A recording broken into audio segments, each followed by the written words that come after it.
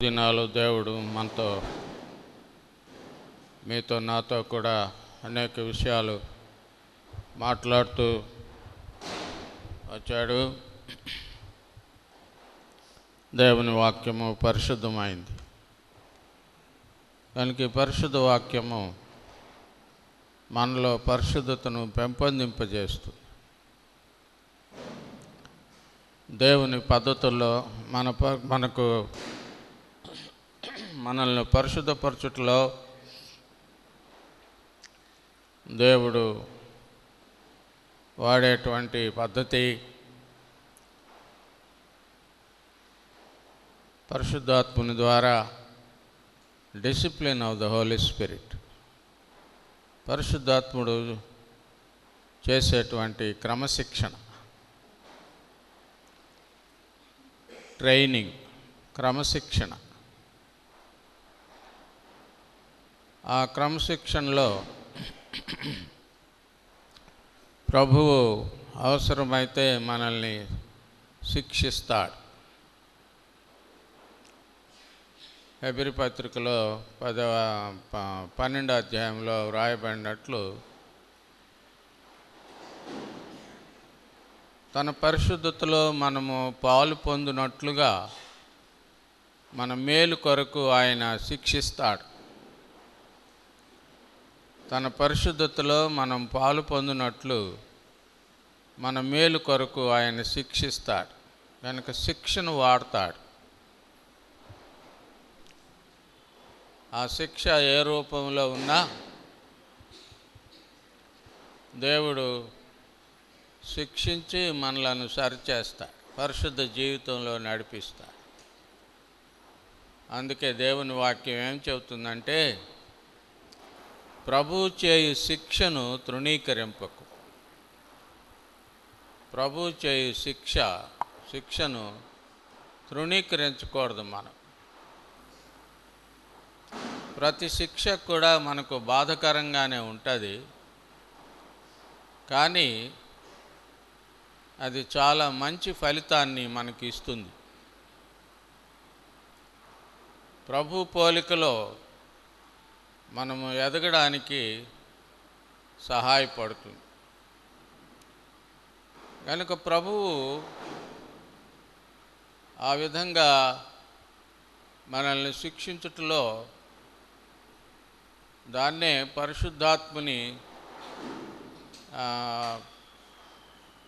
Training, పరిశుద్ధాత్ముడు ఇచ్చేటువంటి శిక్షణ, discipline of the Holy Spirit, discipline of the Holy Spirit అని మనం గుర్తుంచుకోవాలి. Discipline of the Holy Spirit రెండు విధాలుగా ఉంటుంది. పరిశుద్ధాత్ముడు మనల్ని తర్బీత్ చేసే విధానము రెండు విధములుగా ఉంటుంది. మొదటిది, దేవుని వాక్యం ద్వారా మనల్ని పరిశుద్ధపరుస్తాడు.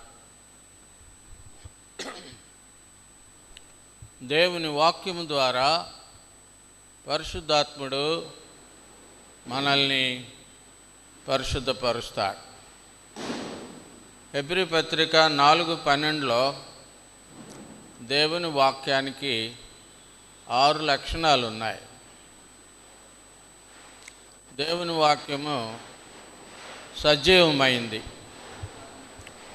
దేవుని వాక్యము బలమైనది, దేవుని వాక్యము వాడిగా ఉంటుంది, షార్ప్గా ఉంటుంది. దేవుని వాక్యము మనల్ని విభజిస్తుంది, మనల్ని డివైడ్ చేస్తుంది. దేవుని వాక్యము మనలో దూరుతుంది, మన అంతరంగంలో ప్రవేశిస్తుంది.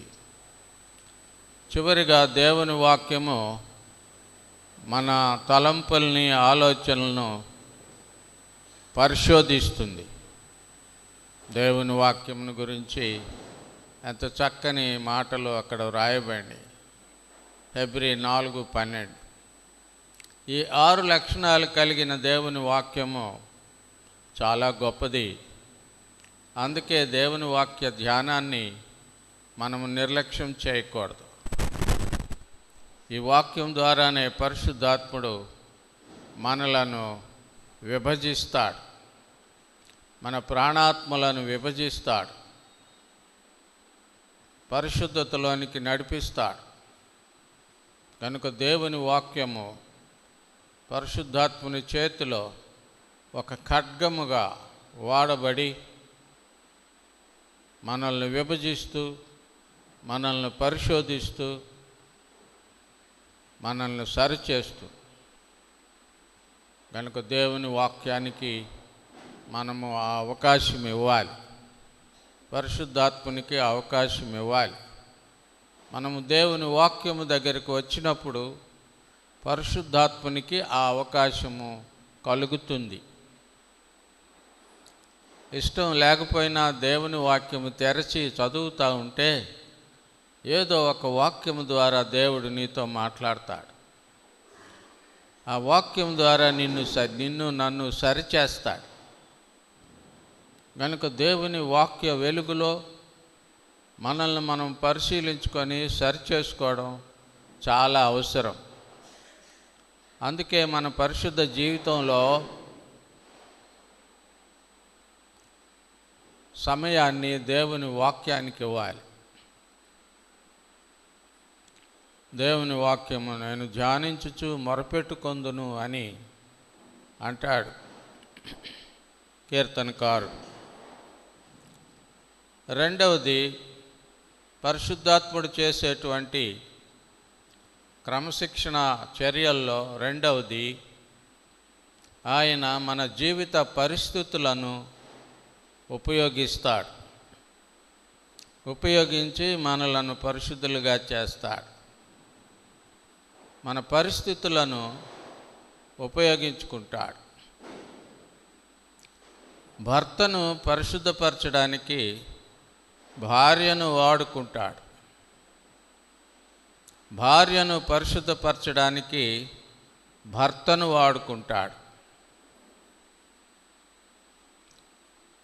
తల్లిదండ్రులను పరిశుద్ధపరచడానికి బిడ్డలను వాడుకుంటాడు, బిడ్డలను పరిశుద్ధపరచడానికి తల్లిదండ్రులను వాడుకుంటాడు. మన జీవిత పరిస్థితులు వాటిని కంట్రోల్ చేసి అదుపులోకి తీసుకొని వచ్చి దేవుడు మనల్ని పరిశుద్ధపరుస్తాడు. ఇది చాలా అద్భుతమైన విషయం. మనకేదైనా కష్టం వస్తే ఆ కష్టము వెనుక దేవుడు నేర్పే పాఠం ఉంటుంది. ఎప్పుడైనా ఆలోచించావా? ఏదైనా కష్టం వచ్చినా, మనకు ఇష్టం లేనిది ఏదైనా జరిగినా అది దేవుని చేతనే పంపబడింది అని మనము తెలుసుకోవాలి. కొన్నిసార్లు సాతాను ద్వారా వచ్చిన దేవుని పర్మిషన్ లేనిదే సాతాను ద్వారా కూడా రాలేదు ఆ పరిస్థితి. అది మనం గ్రహించాలి. Nothing is accidental for a child of God. దేవుని బిడ్డకు ఏది కూడా కాకతాళీయంగా జరగదు, ఒక ఉద్దేశంతో జరుగుతుంది.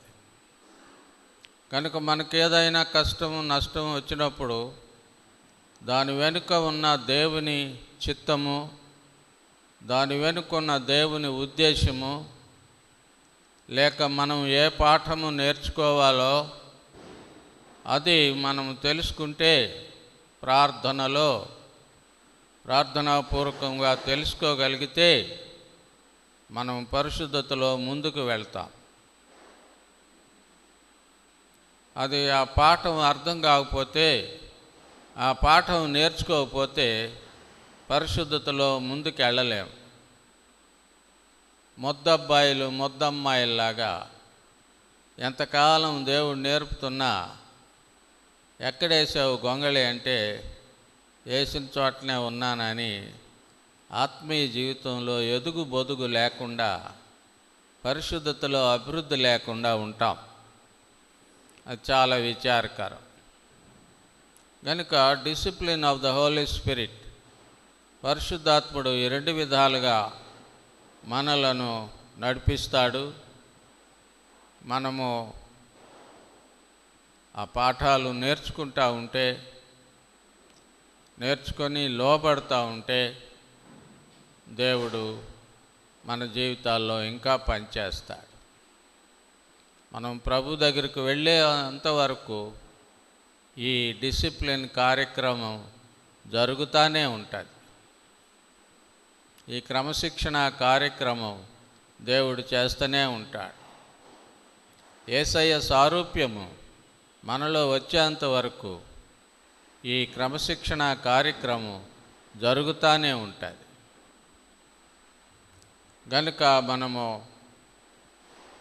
మెలకువగా ఉండి మనకు సంభవించే సంగతులు విశ్లేషించి ఆలోచించుకొని అవి ఏ పర్పస్తో వచ్చినాయో ఆ వెనుక ఉన్న దేవుని ఉద్దేశాన్ని గ్రహించి మన కుటుంబంలో కానీ, మన బిడ్డల జీవితంలో కానీ, మన జీవితంలో కానీ ఏం జరుగుతున్నాయో, ఎందుకు జరుగుతున్నాయో కూడా మనము అర్థం చేసుకుంటే పరిశుద్ధ జీవితంలో ముందుకు వెళ్తాం. దెస్సలోనికై వ్రాసిన మొదటి పత్రిక 4వ అధ్యాయం. దెస్సలోనికైకు పౌలు గారు దెస్సలోనికైయులకు రాసిన మొదటి పత్రిక 4వ అధ్యాయము ఈ రాత్రి చూసుకుందాం. 1 నుండి 12 వచనాలు చూసుకుందాం. మెట్టుకు సహోదరులారా, మేము ప్రభు అయిన యేసు ద్వారా మీకిచ్చిన ఆజ్ఞను మీరు ఎరుగుదురు. కాగా మీరేలాగు నడుచుకొని దేవుణ్ణి సంతోషపరచవలనో మా వలన నేర్చుకొనిన ప్రకారముగా మీరు నడుచుకొనుచున్నారు. ఈ విషయంలో మీరు అంతకంతకు అభివృద్ధి నందవలనని మిమ్మల్ని వేడుకొని ప్రభు అయిన యేసునందు హెచ్చరించుచున్నాం. మీరు పరిశుద్ధులగుటయే, అనగా మీరు జారత్వమునకు దూరముగా ఉండుటయే దేవుని చిత్తం. మీలో ప్రతివాడును దేవుని ఎరుగని అన్యజనుల వలె కామ అభిలాషయందు కాక పరిశుద్ధతయందును ఘనతయందును తన ఘటమును ఎట్లు కాపాడుకొనవలనో అది ఎరిగి ఉండుటయే దేవుని చిత్తం. ఈ విషయం అందెవడును అతిక్రమించి తన సహోదరునికి మోసము చేయకుండవలెను.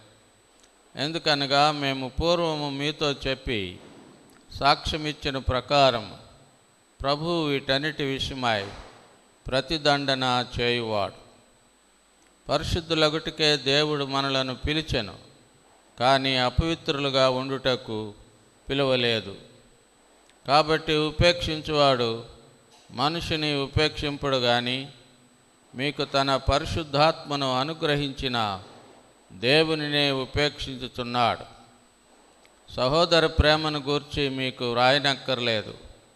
మీరు ఒకరినొకడు ప్రేమించుటకు దేవుని చేతనే నేర్పబడితిరి. అలాగుననే మాసిదోనియా అందంతటా ఉన్న సహోదరులందరినీ మీరు ప్రేమించుచున్నారు. సహోదరులారా, మీరు ప్రేమ యందు మరి ఎక్కువగా అభివృద్ధి నందవలనటయు సంఘమునకు వెలుపటి వారి ఎడల మర్యాదగా నడుచుకొనుచు మీకేమీ కొదువ లేకుండానట్లు మేము మీకు ఆజ్ఞాపించిన ప్రకారము మీరు పరుల జోలికి పోక మీ సొంత కార్యములను జరుపుకొనుట అందును మీ చేతులతో పనిచేయుట అందును ఆశ కలిగి ఉండవలనని మిమ్మల్ని హెచ్చరించుచున్నారు. ఈ వాక్య భాగంలో అపోస్తలుడైన పౌలు పరిశుద్ధతను గురించి వ్రాస్తూ ఉన్నాడు. ఆ మొదటి శతాబ్దంలో ఈ పట్టణాలన్నీ కూడా రోమా ప్రభుత్వ అధికారం క్రింద ఉన్నాయి. థెస్సలోనికై, కొరింథీ, ఫిలిప్పీ, ఎఫెసు ఈ మొదలైన ఈ పట్టణాలన్నీ కూడా రోమా సామ్రాజ్యపు అధికారం క్రింద ఉన్నాయి. ఆ దినాల్లో చాలా పాప జీవితంలో వారు జీవించేవారు. కొరింథీ పట్టణంలో అయితే ఆ కొండ మీద వెలుపల ఉన్న అష్టారోతు దేవత, వీనస్ దేవత, అది గాడెస్ ఆఫ్ లవ్, ప్రేమ దేవత. ఆ దేవత కట్టిన దేవాలయంలో 1000 మంది వేశ్యలు ఉండేవాళ్ళు. ఆ వేశ్యలు సాయంకాలం అయ్యేసరికి కొండ మీద నుండి దిగి పట్టణంలోకి వచ్చేవాళ్ళు. రాత్రంతా ఆ వేశ్యలు పట్టణంలో గడిపి తిరిగి పొద్దున్నే కొండ మీదకి వెళ్ళేవాళ్ళు. దాన్ని బట్టి అక్కడ ఎంత వ్యభిచారం జరుగుతుందో అర్థం చేసుకోవాలి. ఆ వేశ్యతో కలుసుకుంటే ఎంతో పుణ్యం అని భావించేవాళ్ళు, ఎంతో ఆశీర్వాదం అని కూడా ఆ రోజుల్లో అనుకున్నారంటే ఆశ్చర్యపడిన అవసరం లేదు. ఎందుకంటే దేవదాసి, మన ఇండియాలో ఇదివరకున్న దేవదాసి లాగా మనకు అలవాటు ఇండియాలో కూడా ఉంది. కనుక యూరోప్లో ఆ దినాల్లో ఉన్న అలవాటు ఎంతో భయంకరమైంది. దేవునికి తమను తాము ప్రతిష్ఠించుకున్న వేశ్యలు, ఆ వేశ్యలు అందరి సొత్తు, అందరికీ ఆ వేశ్యలు అందుబాటులో ఉంటారు. చాలా భయంకరం. అది అన్ని జనుల ఆచారం ఆ దినాల్లో. కనుక పౌలు గారి యొక్క పత్రికల్లో, ప్రతి పత్రికలో కూడా ఆ పాపాన్ని, ప్రత్యేకంగా వ్యభిచారాన్ని, జారత్వాన్ని ఖండించి దానికి దూరంగా ఉండండి అని పౌలు గారు బోధించాడు. కొరింథీ, థెస్సలోనిక వీటన్నిటిలో కూడా మరి వారికి ప్రత్యేకంగా పరిశుద్ధ జీవితం అంటే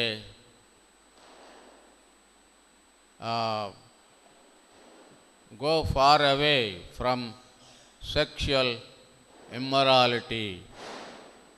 Keep yourself away from sexual immorality. ఆ దినాల్లో ఎలా ఉందో ఈ దినాల్లో కూడా అలాగే ఉంది. ఏమీ తేడా లేదు. ఆ మానసికమైన వ్యభిచారములో ఈనాడు అనేకులున్నారు. హృదయ సంబంధమైన వ్యభిచారములో అనేకులున్నారు. ఒక స్త్రీని మోహపు చూపుతో చూస్తే, ఒక పురుషుని మోహపు చూపుతో చూస్తే అప్పుడే హృదయములో ఆమెతో లేక ఆయనతో వ్యభిచారం చేసినట్టే ప్రభువు చెప్తున్నాడు. చాలా ఆ విషయంలో పాపం అంటే బాహ్యంగా జరిగే కార్యం కాదు. బాహ్యంగా జరిగే కార్యమైనా అది అంతరంగ స్వభావానికి సంబంధించింది. Sin is an outward action as well as inward attitude. Inward attitude అంతరంగ స్వభావం. బాహ్యమైన క్రియ మాత్రమే కాదు, అంతరంగ స్వభావంలోనే హృదయములోనే పాపము చేస్తూ ఉన్నాడు. అది గమనించాలి. హృదయం పవిత్రంగా ఉంచుకోవాలి. బాహ్యం ఎలా ఉందో కాదు. దేవుడు నరుని వేషం పై వేషం చూడ్డం. దేవుడు నరుని వేషం పై వేషం చూడ్డం. హృదయం ఎలా ఉందో చూస్తాడు. హృదయంలో ఉన్న తలంపులు ఎలా ఉన్నాయో చూస్తాడు. తలంపు పుట్టక మునిపే నీవు వాటిని ఎరిగి ఉన్నావు అంటున్నాడు 139వ కీర్తనలో. దేవునికి తెలుసు గనుక హృదయ సంబంధమైన పరిశుద్ధత, బాహ్య పరిశుద్ధత మనుషుల కొరకు, మనుషులు చూస్తారని మరి ఉండేటువంటి పరిశుద్ధత కాదు.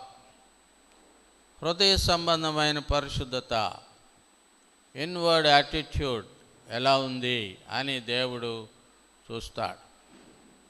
కనుక ఇక్కడ ఈ భాగంలో 12 వచనాలని 4 భాగాలుగా చేశారు.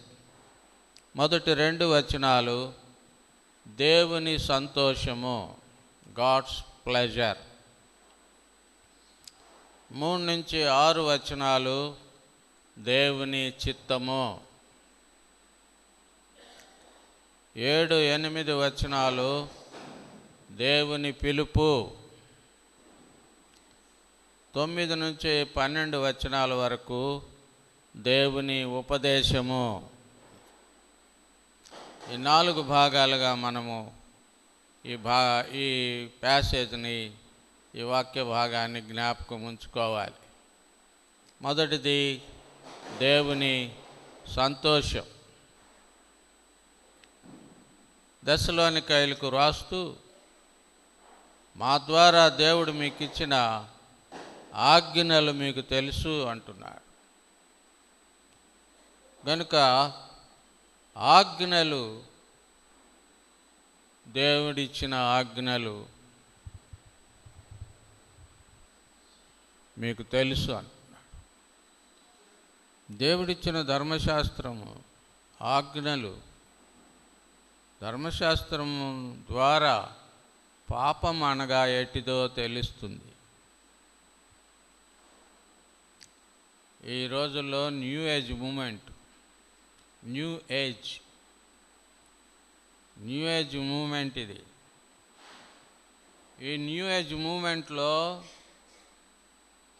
ఏది పాపమో ఏది పాపము కాదో నేటి యువతి యువకులకు తెలియడం లేదు. న్యూ ఏజ్ మూమెంట్ ఇది. నువ్వు చెప్పినా వినరు.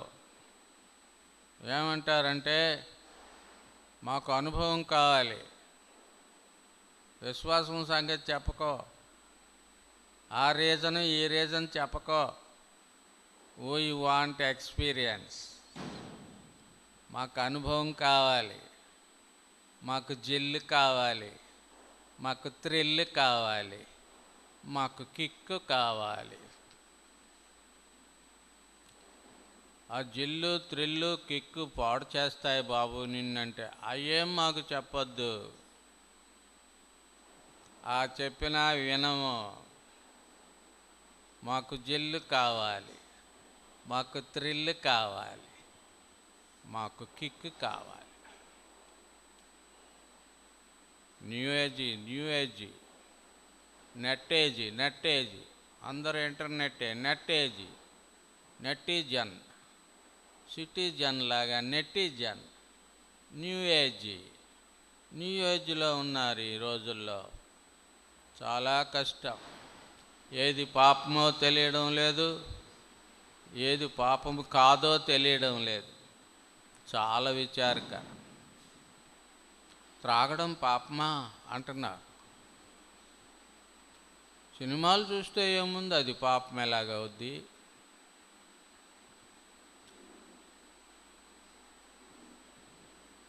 ప్రీమారిటల్ సెక్స్, పెళ్ళి కాకముందే లైంగిక అనుభవం, అదేం తప్పు? అదేం తప్పు కాదు. పెళ్లి చేసుకొని భార్యను విడిచిపెట్టి ఇంకొక ఆమెను చేసుకోవటం అదేం తప్పు? అది తప్పు కాదు. అందులో తప్పేముంది? ఆమెను విడిచిపెడితే ఆమె ఇంకొకరిని చేసుకుంటుంది, ఏముంది అందులో? చాలా విపరీతమైన ధోరణులు ఈనాడు లోకంలోనికి వచ్చినాయి. సెక్షువల్ ఇమ్మొరాలిటీ చెప్పలేనంతగా పెరిగిపోయింది ఈ లోకంలో. అది మీ అందరికీ తెలుసు. దానికి కారణం media, audio video media, audio video media. ఈ సెక్షువల్ ఇమ్మొరాలిటీ, లైంగిక సంబంధమైన అవినీతి ప్రపంచంలో భయంకరంగా ఈనాడు వ్యాపించిపోయి సాతానుడు అందరినీ చెలరేగి వాళ్ళని అందరినీ చెరపట్టుకుంటున్నాడు ఈ యొక్క దురలవాట్లోనికి. చాలా భయంకరం. డక్కన్ క్రానికల్లో ఒక డాక్టర్ గారు రాశాడు, 8 టెక్నికల్ వర్డ్స్ పెట్టి సెక్స్ సంబంధమైన 8 దురలవాట్లు రాశాడు. అది నేను ఆ పేపర్ కట్ చేసుకొని చదివి వినిపించాను కొంతమందికి. తర్వాత ఆ పేపర్ ఎక్కడికో పోయింది. అది చదివి వినిపిస్తుంటే, బాబోయ్ అన్నో మేము వినలేమన్నా అని వెళ్ళిపోయారు చాలామంది. మానవుల్లో ఉన్న మనుషుల్లో జరుగుతున్నాయే రాశాడు ఆయన. మేము వినలేమన్నా అని అవి చెప్పకన్నా అన్నారు. అటువంటి భయంకరమైన దురలవాట్లు, సెక్స్ దురలవాట్లు ఈనాడు మనుషుల్లో విస్తరించి ఉన్నాయి. వయసుతో నిమిత్తం లేకుండా ఈ భయంకరమైన కార్యాలు జరుగుతూ ఉన్నాయి. అందుకే యేసు ప్రభు ఒకసారి అన్నాడు, ప్రభు వ్యభిచారం చేయు చెడ్డతరం వారు సూచక క్రియను అడుగుతున్నారన్నాడు. వ్యభిచారం చేయు చెడ్డతరం, ఈ చెడ్డతరం మందే. సెక్షువల్ ఇమ్మొరాలిటీ అనేక రకాలుగా విస్తరించిపోతా. మగోళ్ళు పాపం పెళ్లి చేసుకోవటం తప్ప అని అడుగుతున్నారు.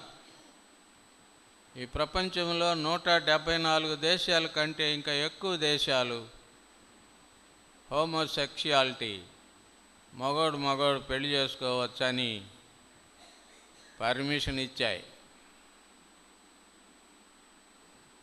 లోకం ఎక్కడికి వెళ్తుంది? వాళ్ళని హోమోసెక్షువల్స్ అన్నారు. ఆడోళ్ళు తమ కామ వాంఛలు తీర్చుకోవడానికి లెస్బియన్స్ అన్నారు వాళ్ళని. లెస్బియన్స్, అందులో కూడా తప్పేం లేదంటున్నారు. మన దేశం కూడా ఒప్పుకుంటుంది. కనుక మోరల్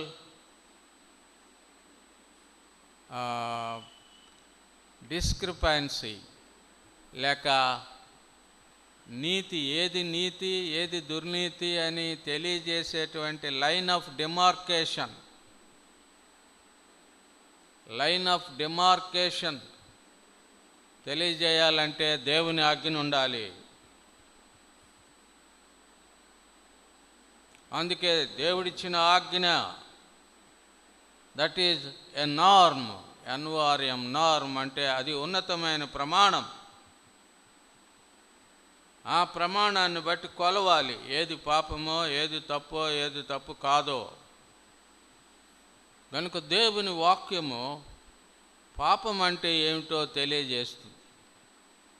దేవుని ఆజ్ఞ పాపం అంటే ఏమిటో తెలియజేస్తుంది. అందుకే తండ్రులారా, తల్లులారా, మీ పిల్లలకు దేవుని వాక్యం నేర్పండి చిన్నప్పటి నుండి. దేవుని ధర్మశాస్త్రం వివరించి చెప్పండి. కుటుంబ ప్రార్థనలలో దేవుని ధర్మశాస్త్రాన్ని వివరించి చెప్తే వాళ్లకు పాపం అర్థమవుద్ది. ఆ తర్వాత క్రీస్తు ప్రభు యొక్క శిలువ మరణం గురించి చెప్తే వారిలో విశ్వాసం కలుగుతుంది. ఇది తల్లిదండ్రుల యొక్క బాధ్యత. తమ బిడ్డలను ప్రభువులోనికి నడిపించడం తల్లిదండ్రులు చేయవలసిన బాధ్యత. కనుక ముందు వాక్యం నేర్పండి. నా జీవితంలో కూడా మా నాన్న వాక్యం నేర్పాడు చిన్నప్పటి నుంచి. నాకు 13-14 సంవత్సరాలు వచ్చేసరికి నేను దేవునికి విరోధంగా తప్పు చేస్తున్నాననే జ్ఞానం నాకు వచ్చింది. నా 14వ ఏటే ఒంటరిగా పోయి ఏడ్చేవాడిని. అయ్యో దేవా, నీకు విరోధంగా జీవిస్తున్నాను, నాకు నన్ను ఈ అలవాట్ల నుండి ఎవరు విడిపిస్తారు అని పెద్దగా ఏడ్చేవాడిని. అంటే పాప విషయమైనటువంటి కన్విక్షన్ నాకు అప్పుడే కలిగింది. అయ్యో నేను తప్పు చేస్తున్నానే అనేటువంటి ఆ దుఃఖము కలిగింది. కనుక ఆజ్ఞలను ఎరుగుదురు కదా అంటున్నాడు. మేము మీకు ఇచ్చిన ఆజ్ఞలు, ప్రభు ఇచ్చిన ఆజ్ఞలు మీరు ఎరుగుదురు. అంతేకాదు, మీరు ఎలాగో నడుచుకొని దేవుణ్ణి సంతోషపరచునో అది కూడా మీకు తెలుసు.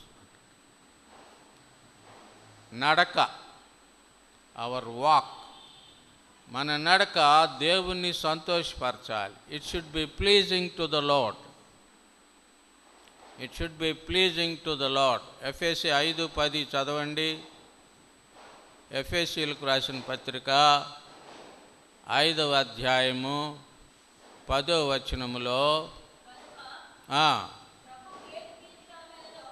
ప్రభువుకు ఏది ప్రీతికరమైనదో మైక్ పెట్టుకో, పరీక్షించుచు నడుచుకొనుడి. అది ప్రభువుకి ఏది ప్రీతికరమైనదో పరీక్షించండి. Try to learn what is pleasing to the lord. ప్రభువుకి ఏది సంతోషం కలిగిస్తుందో, ఏది ప్రీతికరమైందో అది ముందు తెలుసుకోండి. తెలుసుకొని అలాగూ జీవించటం నేర్చుకోండి. అదే విషయం ఇక్కడ కూడా అపోస్తలుడైన పౌలు చెప్తున్నాడు.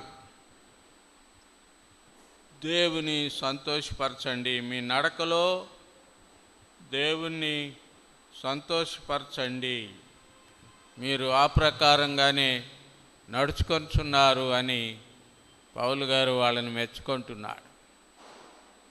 కనుక ప్రభువుని సంతోషపరచటం, పరిశుద్ధ జీవితమే ప్రభువుని సంతోషపరుస్తుంది.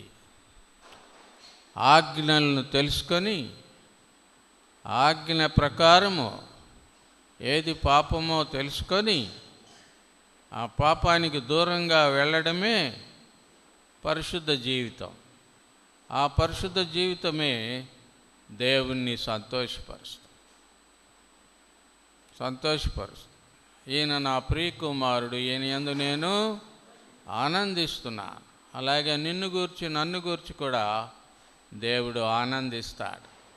మనం అలాగూ ఆయన్ని సంతోషపరచడం నేర్చుకోవాలి. రెండవ సంగతి దేవుని చిత్తం. 3వ వచనం నుండి చదివితే, మీలో ప్రతివాడు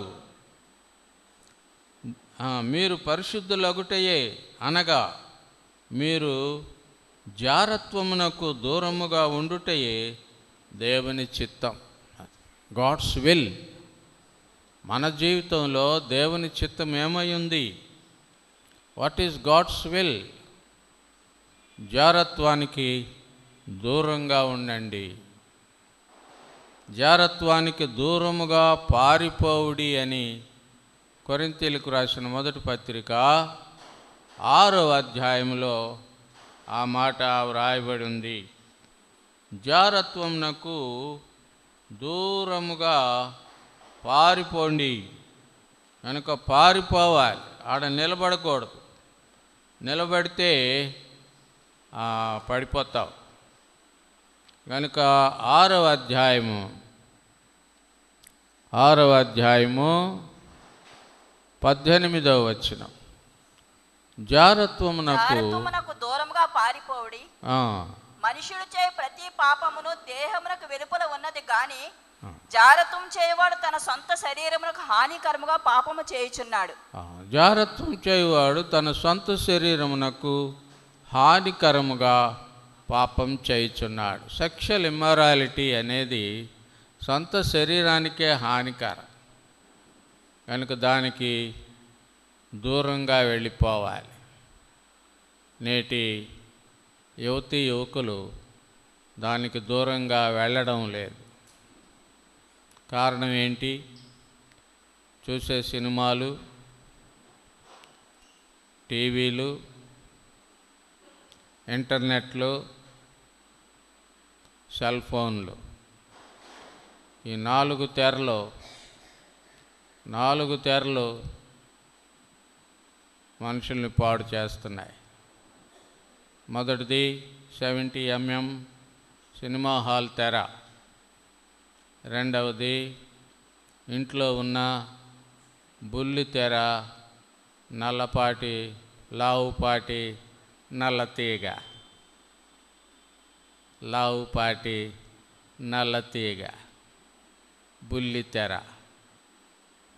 అది చేస్తున్న డేంజరు అంతా ఇంత కాదు. మూడవ తెర ఇంకా కొంచెం బుల్లిది. అది కంప్యూటర్ తెర. అది ఇంకా భయంకరమైనది. లోకంలో ఉన్న చెడుగంతా చూపిస్తుంది. దాన్ని సరిగా వాడుకుంటే బాగానే ఉంటుంది. కానీ మానవుని యొక్క పాప స్వభావాన్ని బట్టి దాన్ని సరిగా వాడుకోలేడు. టీవీని కూడా సరిగా వాడుకోలేడు. పాపాన్ని ఆస్వాదించడానికే వాటిని వాడుకుంటాడు. ఇక 4వ తెర అన్నిటికంటే బుల్లిది.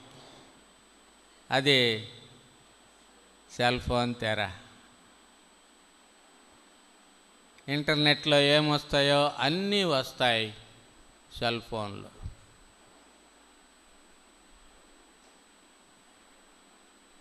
హైదరాబాద్ వెళ్తున్నాను, ఒక అమ్మాయి నా పక్కన కూర్చుంది. ఒక చేతిలో ఐపాడ్ ఉంది, ఇంకొక చేతిలో సెల్ ఫోన్ ఉంది. రెంటిని వాడుతుంది. ఐపాడ్లో సినిమాలు చూస్తుంది, సెల్ ఫోన్తో మాట్లాడుతుంది ఎవరితోనో. చాలా ఫాస్ట్ ఫార్వర్డ్గా ఉంది ఆ అమ్మాయి. చూశాను. అమ్మ దాన్ని ఏమంటారమ్మా అని తెలియనట్టుగా అడిగా. దీన్ని ఐపాడ్ అంటారు అంకులు, దీన్ని ఐపాడ్ అంటారు అంది. ఏం పాడమ్మా అంటే ఐపాడ్ అంకులు, అది చాలా ఖరీదు కదా ఏమన్నంట. 40,000 అంకులు. ఏం పిల్ల 40,000? ఈ సెల్ ఫోన్ ఎంత? ఇది 47,000 అంకులు. ఓరు బాబు, ఏం ఫాస్ట్ ఫార్వర్డ్. ఇంకా వీళ్ళని సెక్షువల్ ఇమ్మొరాలిటీలోంచి ఎవడు తప్పించగలడు? ఈ 4 తెరలు భయంకరంగా పాడు చేస్తాయి. ఆ ఫస్ట్ సెంచరీలో కంటే మనం ఏమి తేడా ఎక్కువగా ఉన్నాం, తక్కువగా ఉన్నాం? ఏం తక్కువ లేవు. ఇంకా ఎక్కువగానే వ్యభిచారం జరుగుతుంది. యేసు ప్రభు లెక్క ప్రకారం ఒక్క చూపుతోనే వ్యభిచారం చేస్తే సినిమాల్లో కోట్ల మంది చూస్తున్నారుగా. అందరూ హృదయ సంబంధమైన వ్యభిచారం చేస్తున్నారు కదా. పవిత్రమైన దృష్టితో సినిమా చూస్తున్నావా? ఆహా, అంత పవిత్రమయంగా చూస్తున్నావా సినిమా? చాలా విచారకరం. This is the greatest danger of the present world. మానవునికి సంబంధించిన ఆజ్ఞల్లో మొదటిది ద్వేషం చెప్పాను. రెండవది కామం, లస్ట్.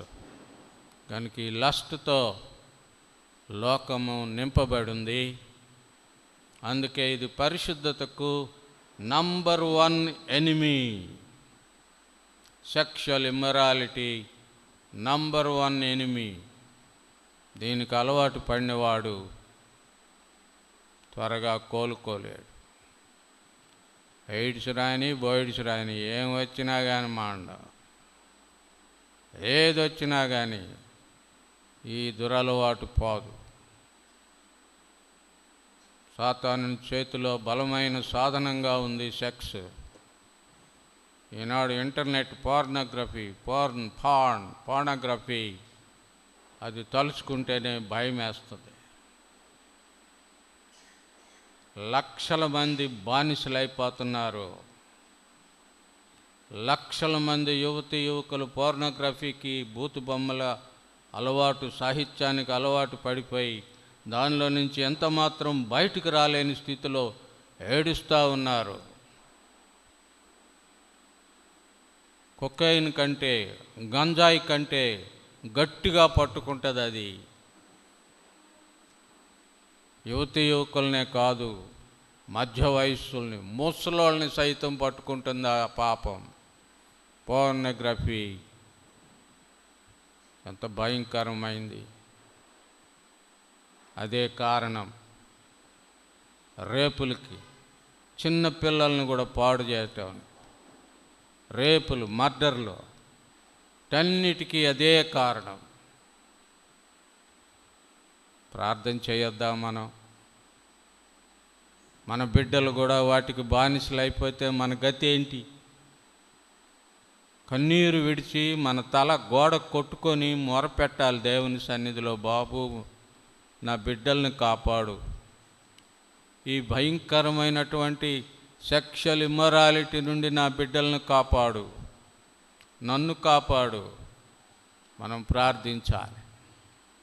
అందుకే 3వ వచనంలో అంటాడు,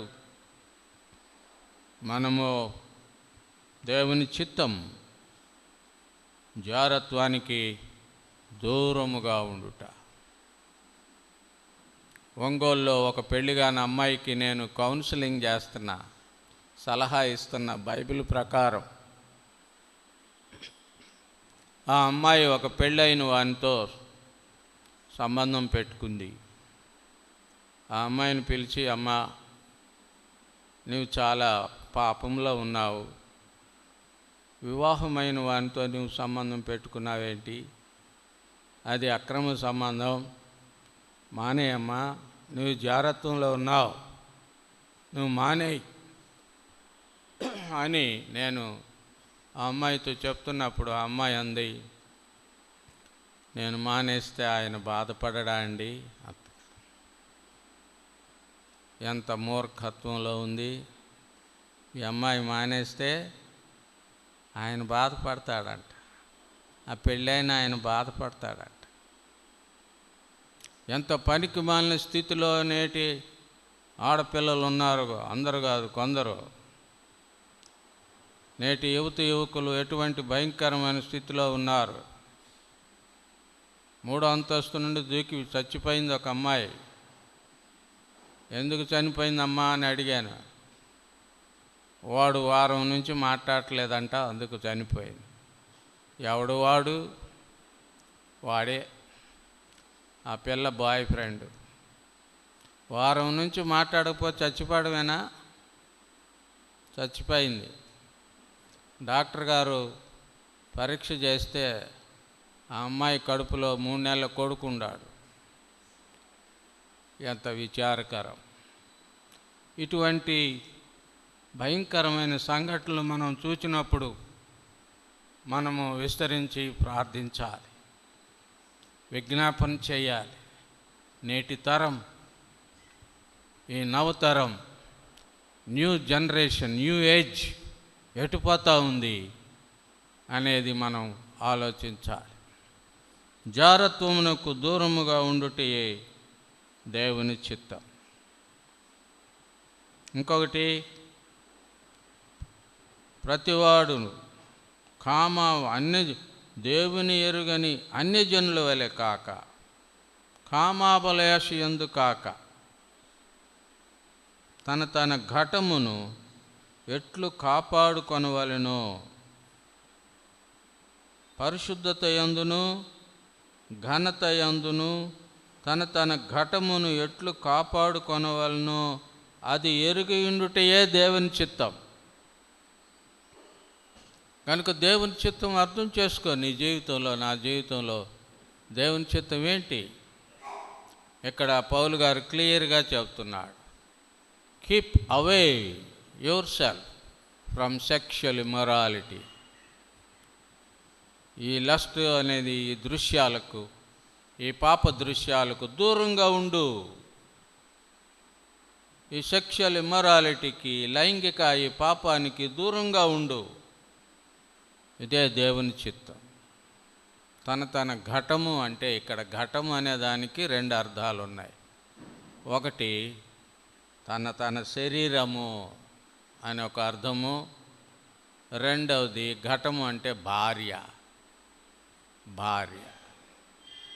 కనుక తన ఘటాన్ని అంటే శరీరాన్ని ఎట్లు కాపాడుకోవాలో తెలుసుకోవాలి. ఈ శరీరం దేవుని ఆలయం అంటున్నాం, పరిశుద్ధాత్మకు ఆలయం అంటున్నాం.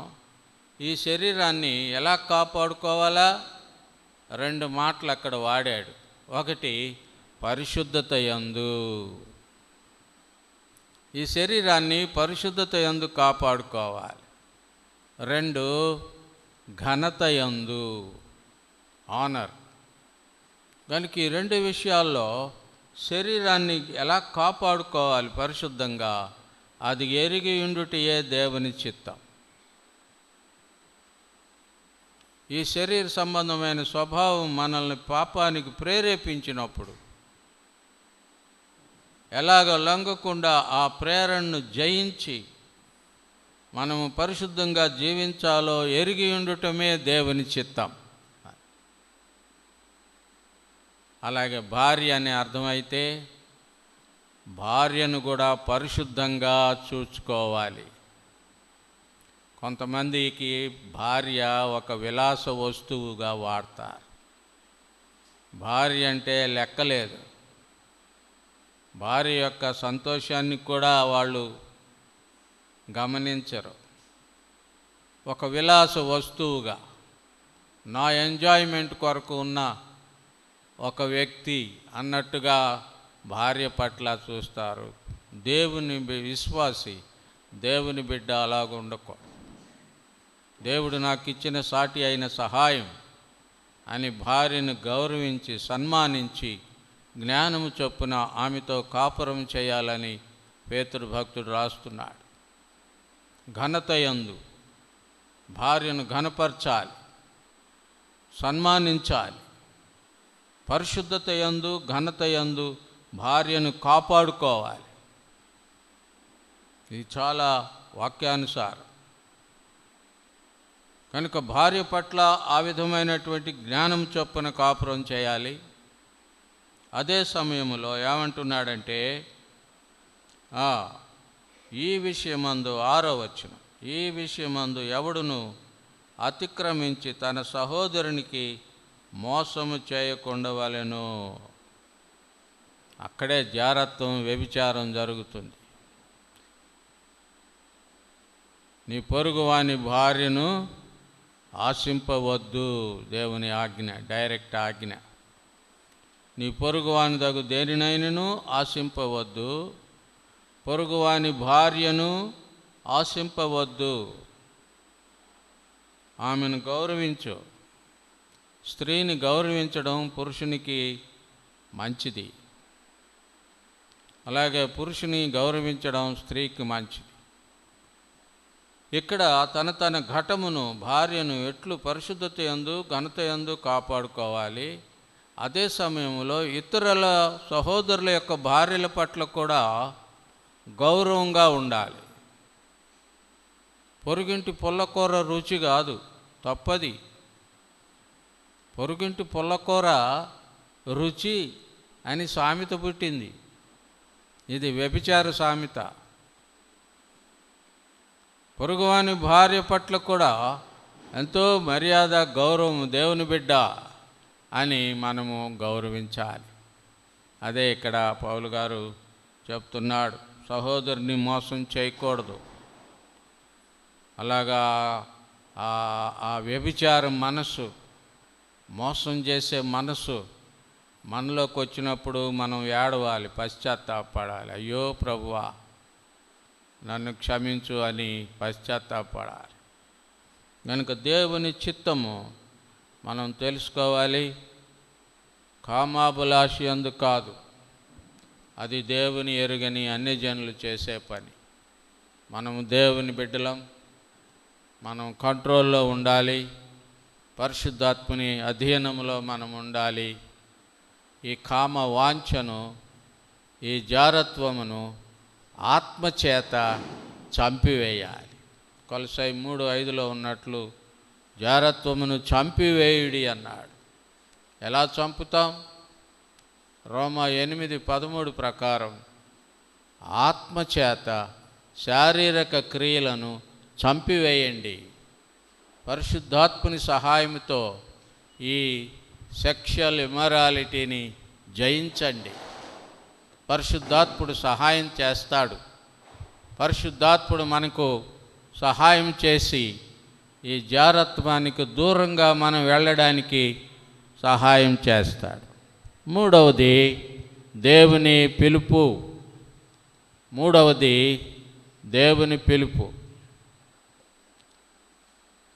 7-8 వచనాల్లో దేవుని పిలుపు అక్కడ రాశాడు. పరిశుద్ధులగుటికే దేవుడు మనలను పిలిచెను, కానీ అపవిత్రులుగా ఉండుటకు పిలవలేదు.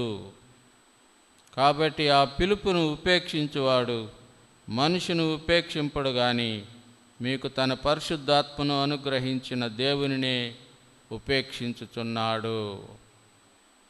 గనుక దేవుణ్ణి ఉపేక్షింపకూడదు. దేవుడు ఇచ్చిన పిలుపు పరిశుద్ధమైంది. దేవుని పిలుపు, నా బిడ్డలారా పరిశుద్ధులుగా ఉండండి. ఉదయం తెలుసుకున్నాం. 7 హెచ్చరికలు ఇచ్చాడు, 7 వాగ్దానాలు ఇచ్చాడు. ఇక్కడ కూడా ఇస్తున్నాడు అన్నమాట. పరిశుద్ధంగా ఉండండి, ప్రత్యేకించుకోండి, ప్రత్యేకంగా ఉండండి, జారత్వానికి దూరంగా పారిపోండి. పరిశుద్ధులొకటియే నా చిత్తం. Be holy because I am holy అని పిలుపు ప్రభు ఇస్తూ ఉన్నాడు. అపవిత్రత కొరకు కాదు, అపవిత్రులుగా ఉండటకు మనల్ని పిలవలేదు. కనుక దేవుని పిలుపు ఉపేక్షింపకూడదు. దేవుని పిలుపుని నిర్లక్ష్యం చేయకూడదు. దేవుని పిలుపును నిర్లక్ష్యం చేస్తే, పరిశుద్ధాత్ముని పిలుపు నిర్లక్ష్యం చేస్తే దేవుని శిక్షకు పాత్రులమవుతాం. దేవుని శిక్షకు పాత్రులమవుతాం. అదే అంటాడు 6వ వచనం ఆఖరి భాగంలో, మేము పూర్వము మీతో చెప్పిన ప్రకారం, చెప్పి సాక్ష్యం ఇచ్చిన ప్రకారం ప్రభు వీటన్నిటి విషయమై ప్రతిదండన చేస్తాడు. విశ్వాసులను కూడా వదిలిపెట్టడం. ఇలాంటి జారత్వ పాపములో ఉంటే ప్రభు శిక్షిస్తాడు. ఒక సేవకుడు అలాగే జారత్వ పాపములో ఉంటూ ప్రసంగాలు కూడా చేస్తున్నాడు. జారత్వ పాపంలో ఉంటూ ప్రసంగాలు చేస్తున్నాడు. యాక్సిడెంట్లో చచ్చిపోయాడు. మోటార్ సైకిల్ మీద వెళ్తుంటే ఆర్టీసీ బస్సు వచ్చి కొట్టేసి ఆన్ ద స్పాట్ చనిపోయాడు. కనుక ఎందుకు చనిపోయాడో మనం జడ్జి చేయటం కాదు, కానీ అతని జీవితంలో ఉన్న విషయము చాలామందికి తెలుసు. అతడు జారత్వంలో జీవిస్తూ కూడా దేవుని వాక్యము ప్రకటిస్తూ ఉన్నాడు. కనుక దేవుని ఉపేక్షించకూడదు. దేవుని ఉపేక్షించేవాడు ఊరకనే పోడు. ఆ శిక్ష వస్తుంది. శరీరాన్ని ఇక్కడి నుంచి తీసేస్తాడు. నువ్వు ఇక అక్కడ ఉండకూడదు, వచ్చేయి అంటాడు. కనుక దేవుని ఉపేక్షించకూడదు, పరిశుద్ధాత్మని దుఃఖపరచకూడదు. కనుక దేవుని ఉపదేశం 9 నుంచి 12 వరకు ఆయన ఇచ్చిన కొన్ని హెచ్చరికలు మనము తెలుసుకొని ముగించుకుందాం. మొదటిది సహోదర ప్రేమ. సహోదర ప్రేమ, బ్రదర్లీ లవ్. ఇది సంఘములో ఉండవలసినది. సహోదరుల మధ్య, సహోదరుల మధ్య ప్రేమ ఉండాలి అని అక్కడ పౌలు గారు చెప్తున్నాడు. ఈ ప్రేమించుటకు దేవుని చేతనే నేర్పించబడితిరి అంటాడు. దేవుడే మీకు నేర్పాడు.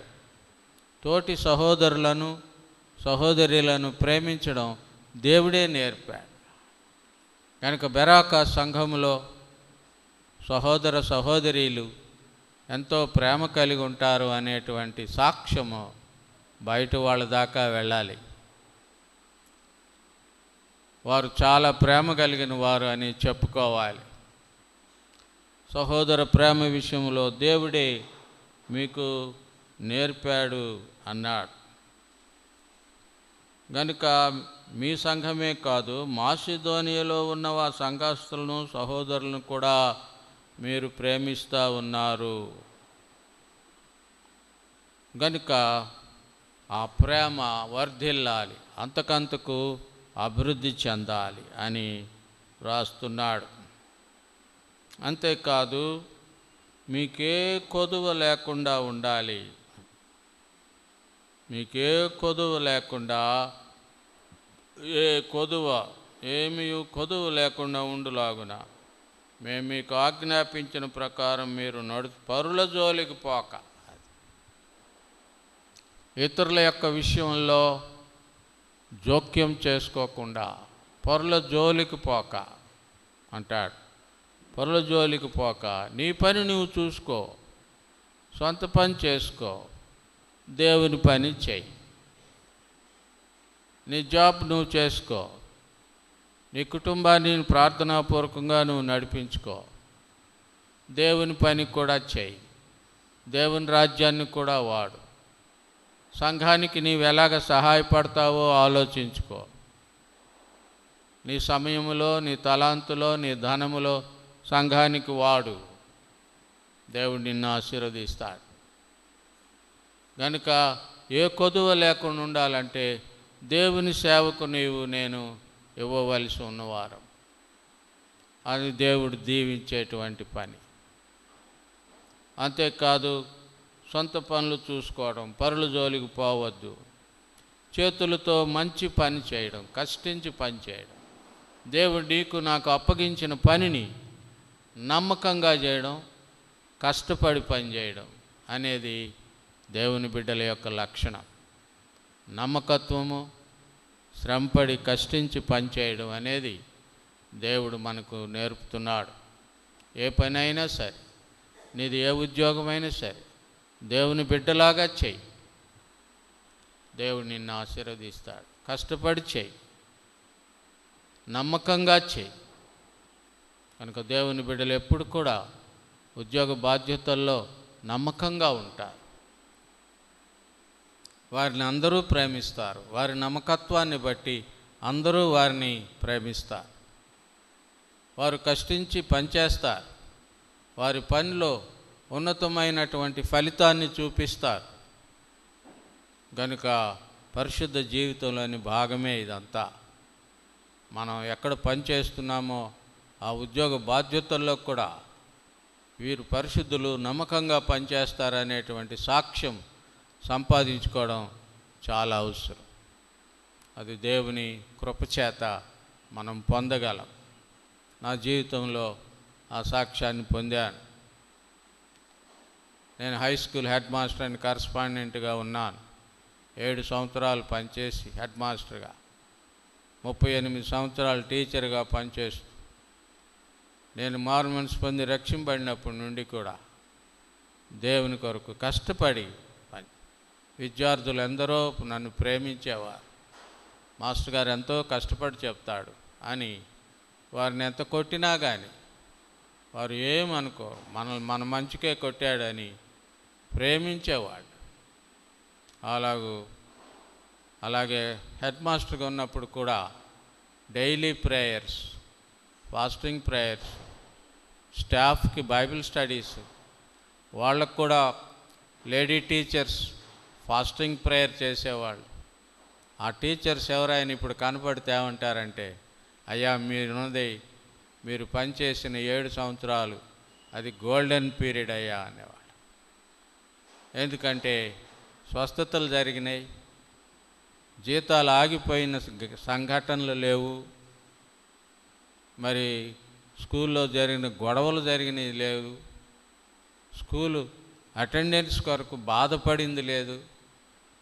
అంతా దేవుని కృప. కనుక దేవుని బిడ్డగా నేను ఎక్కడ పనిచేసినా అక్కడ దేవుని నామానికి మహిమ రావాలి. హల్లెలూయా. కనుక ఇక్కడ చేతులతో మంచి పని చేయొచ్చు, కష్టపడి చేయాల.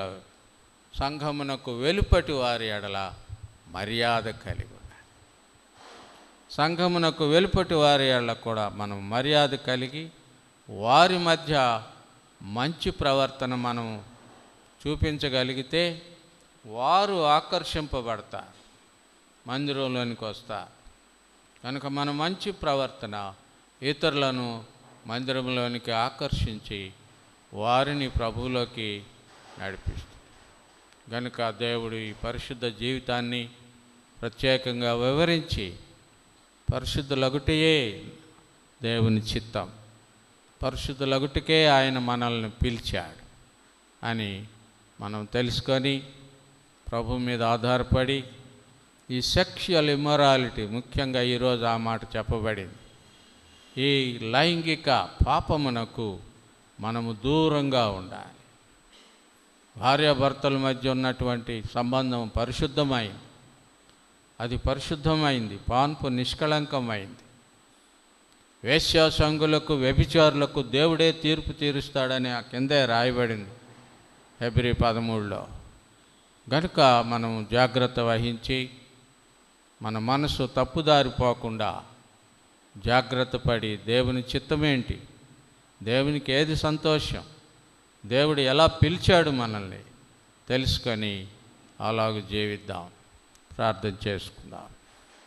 తల వంచి కళ్ళు మూసుకొని, ప్రభువా నన్ను ఈ జారత్వ పాపం నుండి, సెక్షువల్ ఇమ్మొరాలిటీ నుండి కాపాడు ప్రభువా. అనేకులు నాశనం అవుతూ ఉన్నారు ఈ పాపము ద్వారా. ప్రభువా నా కుటుంబాన్ని, నా బిడ్డలను కూడా నీ ప్రేమ కంచె వేసి ఈ భయంకరమైన పాపము నుండి, లైంగిక పాపము నుండి తండ్రి, సెక్షువల్ ఇమ్మొరాలిటీ నుండి కాపాడు తండ్రి అని ప్రార్థన చేసుకోండి. అందరూ మనల్ని మనం కూడా ప్రార్థన చేసుకోవాలి, కాపాడుకోవాలి. దావీదు నేను బాగానే ఉన్నాను అనుకున్నాడు, కానీ బత్షెబను చూచినప్పుడు పడిపోయాడు. పొరుగువాని భార్యను ఆశించాడు, నమ్మకమైన బంటు ఊరియాను చంపించాడు. అయ్యో ఎంత భయంకరం. దైవజనుడు దినమునకు 3 మార్లు ప్రార్థన చేసే దావీదు, దేవుణ్ణి ఎల్లప్పుడూ స్తుతించే దావీదు అయ్యో ఈ సెక్షువల్ ఇమ్మొరాలిటీలో పడిపోయాడు. 3000 సంవత్సరాల నుంచి దావీదు చేసిన పాపాన్ని అందరూ ప్రసంగిస్తూనే ఉన్నారు. ఎంత భయంకరం. అయ్యో ప్రభువా నన్ను ఈ జారత్వ పాపము నుండి నన్ను దూరపరచయ్యా అని ప్రార్థన చేసుకోండి.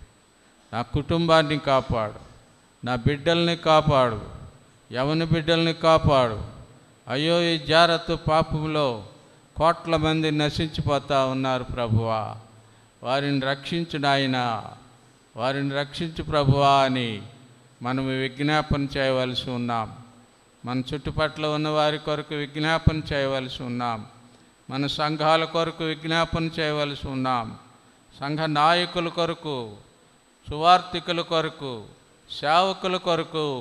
ఈ సేవకులు ఎందరో ఈ జారత్వ పాపంలో పడిపోతూ ఉన్నారు. అయ్యో మనం విజ్ఞాపన చేయాలి.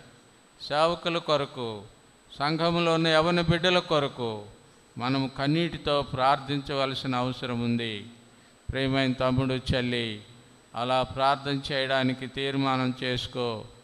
ఆ పాపమునకు దూరంగా ఉండటానికి నీ యవనేచ్ఛలను విడిచి దూరముగా పారిపో అంటున్నాడు.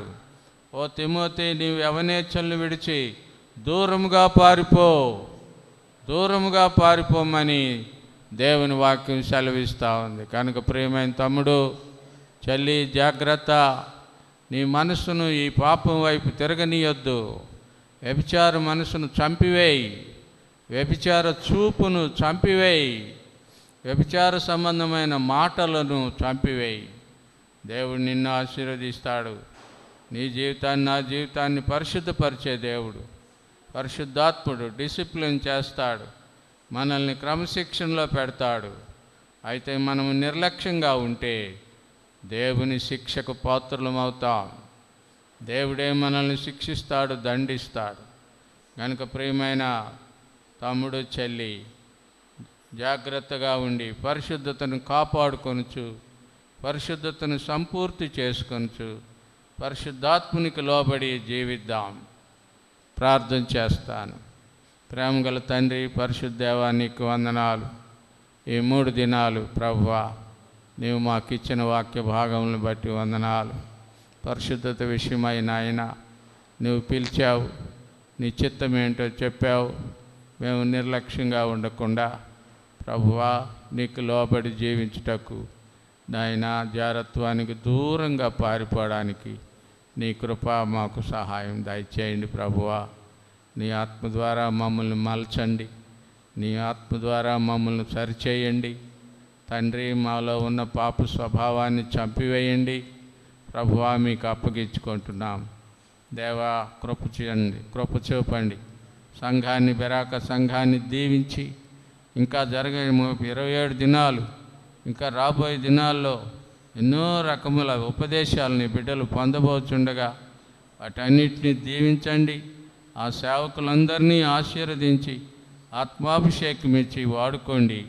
మీరే మహిమ పొందండి నాయన. నీ సేవకులు జోసఫ్ బెన్ని గారి కుటుంబాన్ని దీవించిన తండ్రి, కుమారుణ్ణి, ఆయన కుమార్తె కుటుంబాన్ని, మనవుణ్ణి కూడా దీవించి మీ కృపలో కాపాడి భద్రపరచండి నాయన. సంఘంలో ఉన్న ప్రతి సహోదరిని, ప్రతి సహోదరుని, వారి కుటుంబాలను దీవించి నాయన, నీవు త్వరలో రాబోతున్నావు, మమ్మల్ని తీసుకొని పోతున్నావు గనుక నీ వచ్చే పర్యంతము పరిశుద్ధులముగా, నిందారహితులముగా నీ సన్నిధిలో జీవించుటకు నీ కృప మా అందరికీ దయచేయమని, తిరిగి మేము కలుసుకుని పర్యంతం మీ దయగల ఆత్మచేత భద్రపరచుమని మా ప్రభువును రక్షకుడైన యేసు నామమున స్తుతించి వేడుకొనుచున్నాము తండ్రి.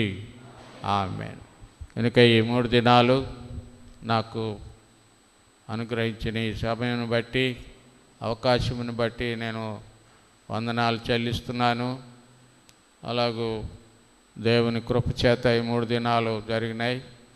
ఇంకా దేవుడు నా కొరకు ప్రార్థించండి. 2 కుమారులు 1 కుమార్తె, మా కుటుంబం కొరకు కూడా ప్రార్థించి మీ అనుదిన ప్రార్థనలో జ్ఞాపకం చేసుకొని దేవుడు నాకు ఇంకా ఎన్ని సంవత్సరాలు భూమి మీద ఇచ్చాడో అన్ని సంవత్సరాలు కూడా ఆ ఘనమైన దేవుణ్ణి ఘనపరచడానికి, ఆయన్ను మహిమ కొరకు జీవించడానికి ఆయన నాకు శక్తి ఇవ్వాలని ప్రార్థన చేయండి. మీ అందరికీ వందనాలు. థ్యాంక్